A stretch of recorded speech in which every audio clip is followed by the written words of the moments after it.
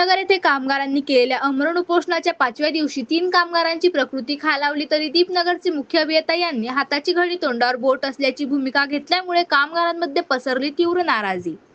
जळगाव जिल्हा भुसावळ तालुक्यातील दीपनगर औष्णिक विद्युत केंद्रात गेल्या 5 वर्षापासून काम करत असलेल्या कंत्राटी कामगारांनी दीपनगर येथे गेल्या 5 दिवसापासून अन्नत्याग करून आमरण उपोषण सुरू केले आहे।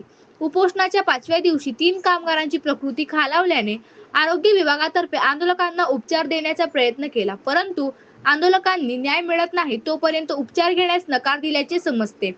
मिळालेल्या माहितीनुसार गेल्या 5 वर्षापासून एसपी एंटरप्राइजेस या कंपनीचे ठेकेदार कामगारांचे आर्थिक शोषण करीत आहे। कामगारांनी कंपनीला अनेक वेळा आपल्या हक्काच्या वेतनाची मागणी केली, परंतु ठेकेदारांनी कामगारावर दबाव तंत्राचा वापर करून कामगारांचे आर्थिक व मानसिक शोषण केल्याचे दिसून येत आहे।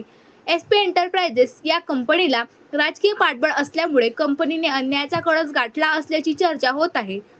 कामगारांनी कंपनीने केलेल्या आर्थिक घोटाळ्याचे पुरावे घेऊन दीपनगर प्रशासनाकडे अनेक वेळा तक्रार केली, परंतु दीपनगर प्रशासनाने सुद्धा कामगारांना उडवाउडवीचे उत्तर दिल्यामुळे दीपनगर प्रशासन राजकीय दबावामुळे किंवा ठेकेदाराच्या धनशक्तीपुढे हतबल झाल्याची चर्चा दीपनगर परिसरात होत आहे।